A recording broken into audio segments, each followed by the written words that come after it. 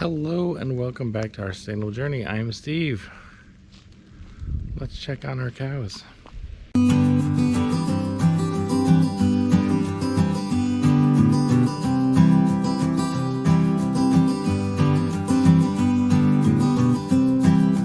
And it's raining again. Everything is mud, like just literally everything is mud.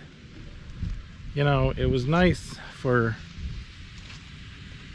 what, a couple of days. I think we had like 3 or 4 days where the ground was frozen, and that was nice. But then it warmed up again, which you know, it's such a weird thing to complain about, because it's, you know, snow and ice and things like that are horrible. But on a farm, rain is pretty horrible. So I want to show you Gypsy and Ruby. There's Onyx. I don't know where. Oh, there's Bree. So Bree's up there. Hi, Bree. So she is very pregnant. So there's an app that we use to track this stuff. Oops, that's not what I wanted. So her service date was April 2nd. So that's basically when the bull had his way with her. Right? That was April 2nd. So that would be her when she was bred. So then her calving date is January 8th. January 8th is about 2 weeks away. Today is December 22nd. So she's due in about 2 weeks. So we're kind of on calf duty. Now, Bree over there, she was serviced on April 14, and she's due to calve April 20th. But it is her first calf. It is her 1, 2, 3. I think it's her 4th. I think she's had one other one besides Bree and then Ruby. So we'll see. But you can see how wide she is and how the baby's hanging. But she's due any moment now. So basically, we check on her all the time for the next 2 weeks. And same thing with Bree over there. She's, you know, she is with child, or with cow. And so that's kind of our job for the next couple weeks. And this weather is actually a good thing. Because when it is too cold or the ground is frozen, what'll happen with calves is, because you know, if you've ever had children or seen a baby, they come out wet. And so a calf, it's like, you know, like a 50-pound baby, they'll stick to the ground and they'll freeze to death. Or if the mother doesn't care for them right away, or they get separated from mama or whatever, they will freeze to death. So this weather is actually kind of nice for that. The downside is that it sucks for everything else. So we're trying to do the best we can. We're waiting to set up the green pen. We're going to set it up in the barn, but if this weather holds until those calves are born, we don't need to. And I would rather not unnecessarily stress them out by moving them into the barn when they're just as happy out here in the pasture area. So they're just chilling. We're about to celebrate Christmas with them.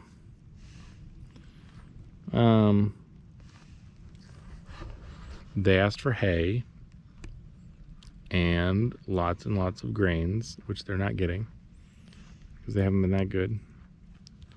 We'll probably give them some. So these are the 4 cows, and those 2 just got bred. So they're not going to be due till about July, I think June, July time frame. So that'll be midsummer, so that'll be nice. We don't have to worry about putting them into the barn or anything like that. Their calves will be fine out here in the pasture because they're not going to freeze to death or have any problems. But it will also be their first calves as well. So we've got 3 cows having their first calf, 1 having her 4th. So, oh my gosh, I can't see. So it's going to be an interesting calving season. So we'll try and video when it happens as much as we can. The last time when Ruby was born, she was born on Easter Sunday, and we came out to do chores, and there she was. No, it was, you know, nothing was there in the morning, and by noon, I think it was noon, it wasn't even that late in the day, she was there. No sign of distress. Gypsy just had the baby, was cleaning her off, and was rearing to go.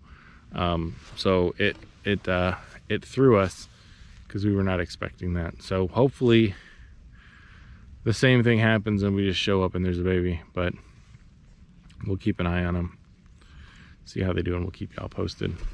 Because who doesn't love baby cow pictures? They're awesome. Baby cows are adorable, right? You say hi? Yeah. All right. So last week I promised to tell you a story about the pigs and the unfortunate occurrence. So as you recall, we have, you got a little smudge from the rain. So we had 4 pigs that we got processed last week. So they were in this pen, which is now turned to mush. But they were in this pasture, and we had them separated, and then we let them all roam together.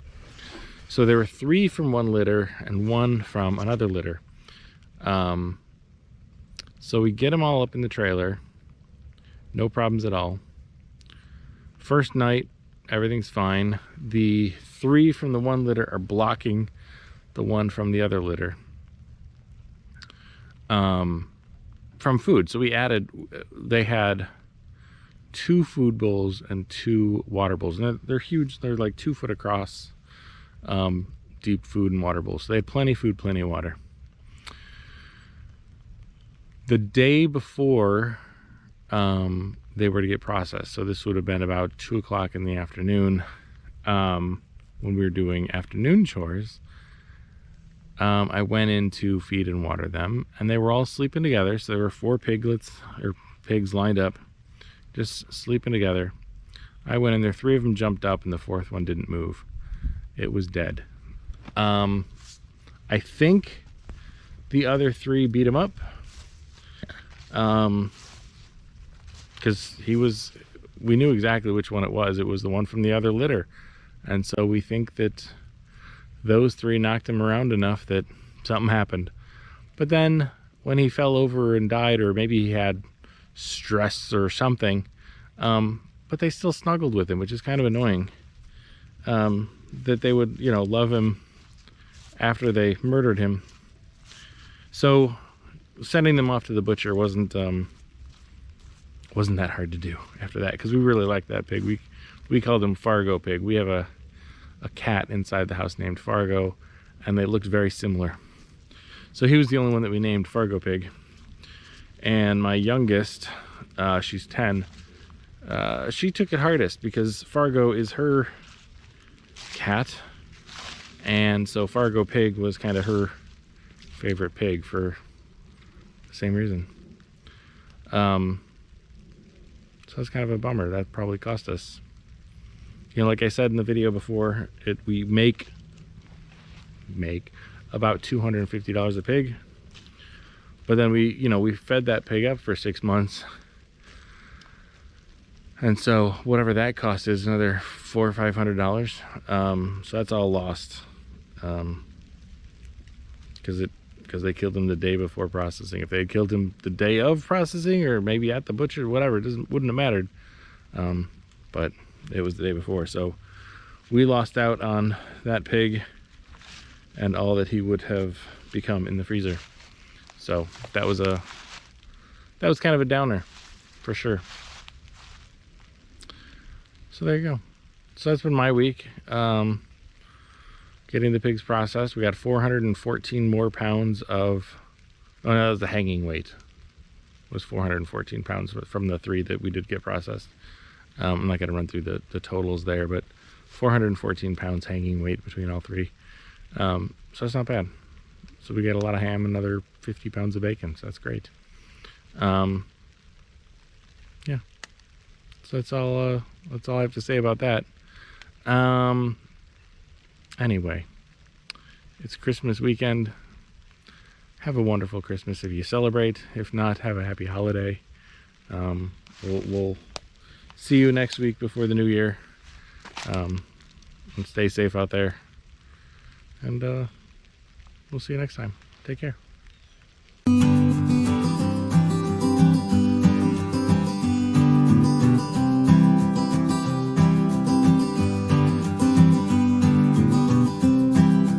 Have you ever seen a pile of poop?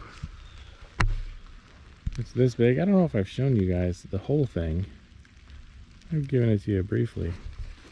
Just keep adding to it.